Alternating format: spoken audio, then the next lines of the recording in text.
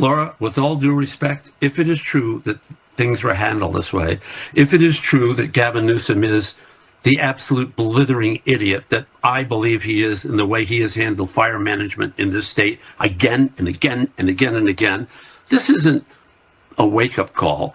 This is the kind of thing they have tribunals for, where they try people and say, you had an oath of office to perform certain duties. When you're the fire chief, this isn't a social justice exercise that you're in charge of. This is you getting water to areas that need water because there are fires in 100-mile-an-hour winds burning houses to the ground. I watched on a Ring camera a guy have to sit and watch his pet burn to death. You know, those things are issues of the heart when you watch a cherished little pet. Or, you know, look, my home is a building. It was we worked 3 years putting the home together. We loved our little house, but it means nothing compared to the 5 people who lost their lives. That's Hollywood icon and conservative activist James Woods, who tragically lost his home in the Palisades fires, literally calling for tribunals for the treasonous woke incompetence that led to this disastrous inferno. We're going to see precisely why James Woods is 100% correct and why these fires may finally be the last straw that will turn California decisively red. Hey gang, it's me, Dr. Steve, your Patriot Professor. And before we dive into why these fires may indeed be the catalyst for turning California to the right, I want to give a quick shout out to the sponsor of this video, and that's Liver Health Formula. We look out for each other here on this channel, and your health is our #1 priority. So if you're one of the 100 million Americans struggling with all the weight gain and loss of energy that comes with a fatty liver, you've got to try Liver Health Formula. It's an all-natural supplement. It contains 12 clinically proven botanicals that help recharge and protect your liver. It's manufactured right here in the USA and approved by independent American doctors. And if you click on that link below right now, you could try Liver Health Formula and receive a free bottle of blood sugar formula when you order today. So don't let a fatty liver keep you sluggish and inactive. Click on that link below or go to getliverhelp.com/Turley and claim your free bonus gift. That's getliverhelp.com/Turley. This is about a grassroots movement. This is about a set of beliefs. This is about people who are motivated because of what they believe in, because of their commitment to change. And you all know me. You know that I have devoted my life to fighting on behalf of Angelenos, and I have always been on your side, and I have been a lifelong pro-choice Democrat. Thank you. Meet Karen Bass, the mayor of Los Angeles.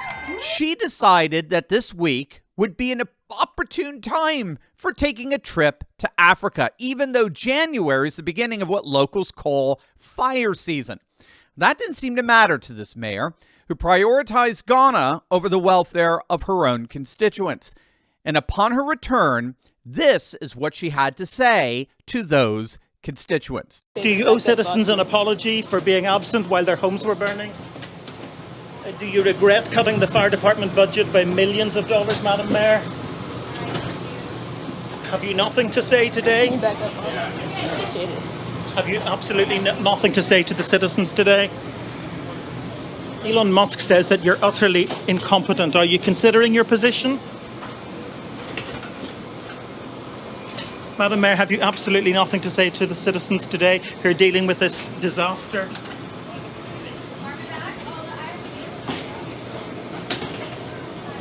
No apology for them? Do you think you should have been visiting Ghana while this was unfolding back home?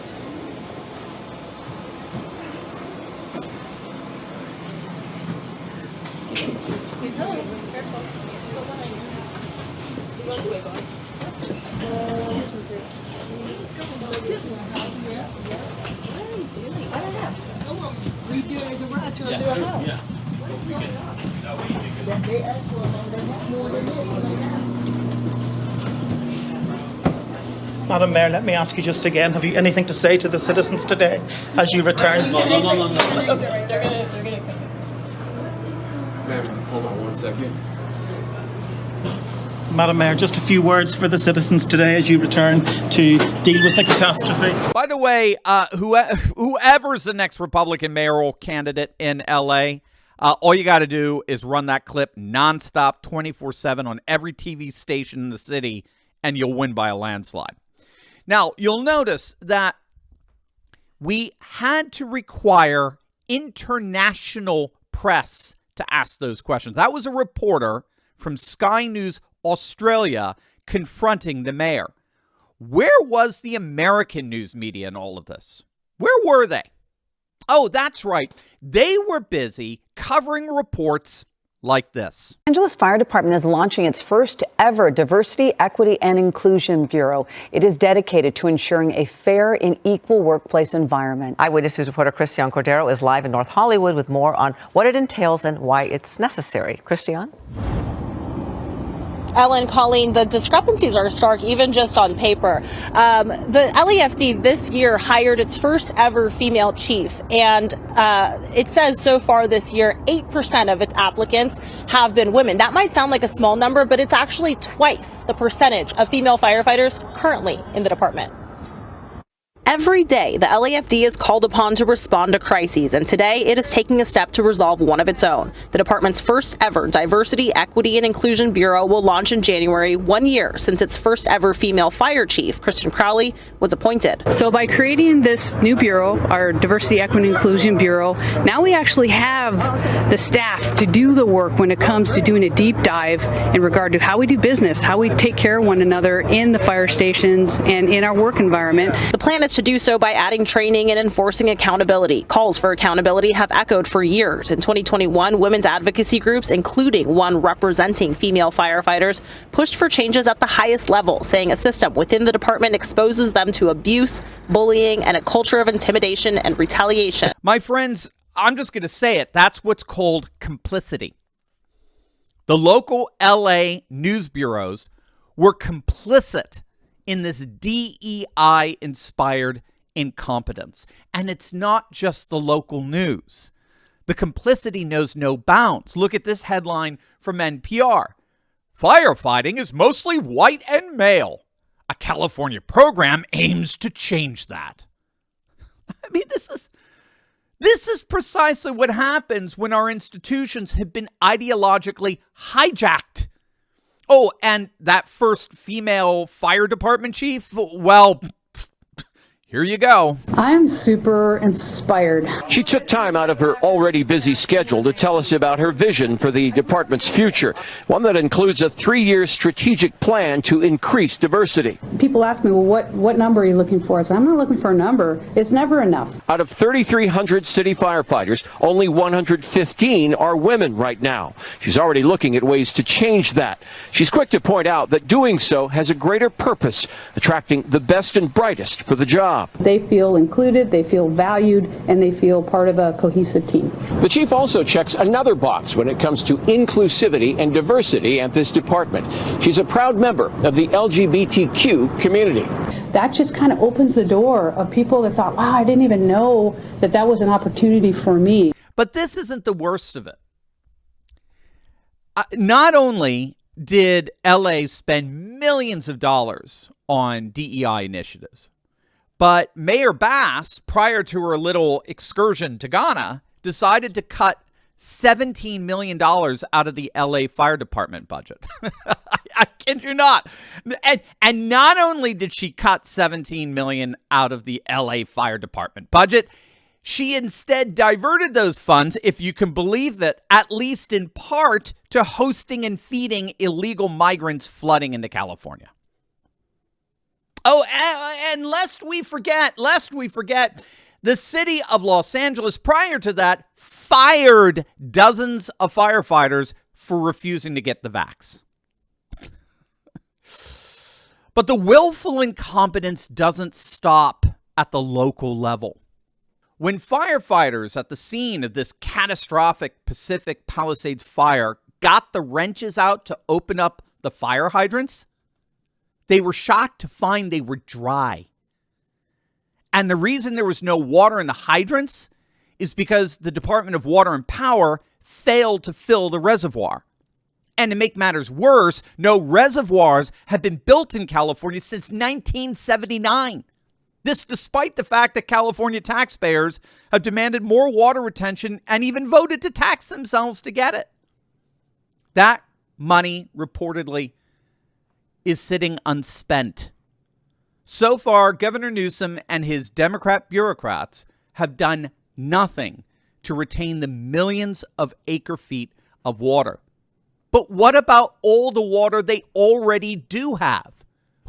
Well, here's President-elect Trump a few months back on the Joe Rogan show explaining exactly what's going on. They said, we have no water.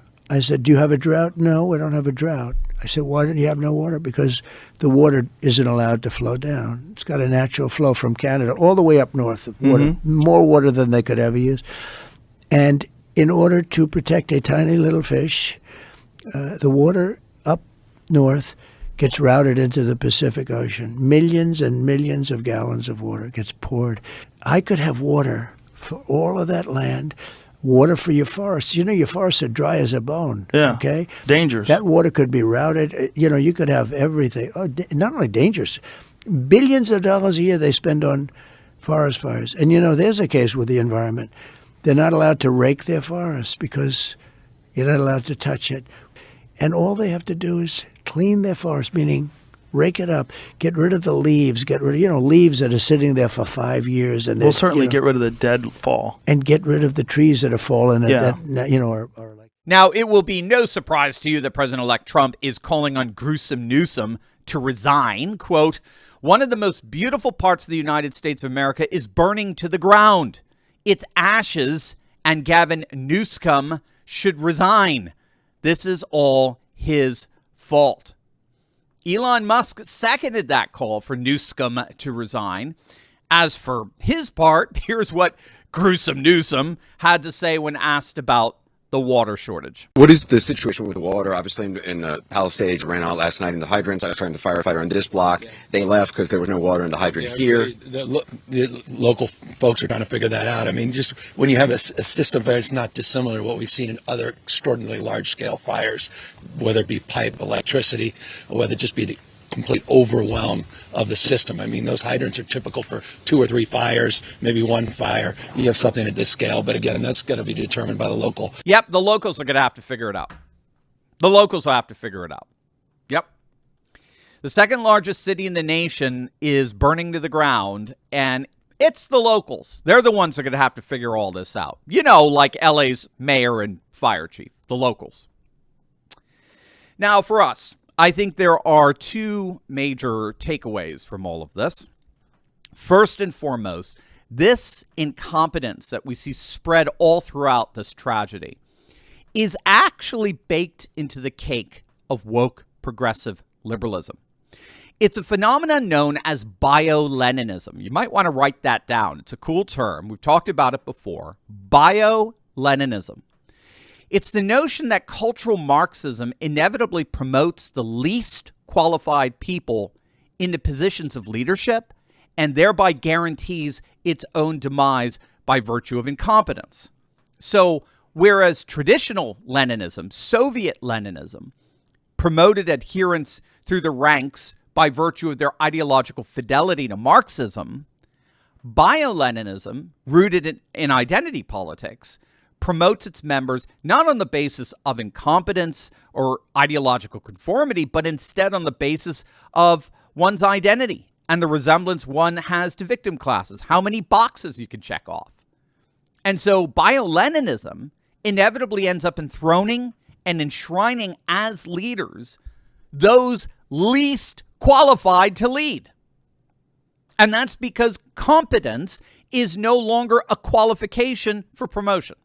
And so bio-Leninism inevitably suffers from a competency crisis, precisely because competency has been replaced by identity as the primary screening procedure for positions of leadership.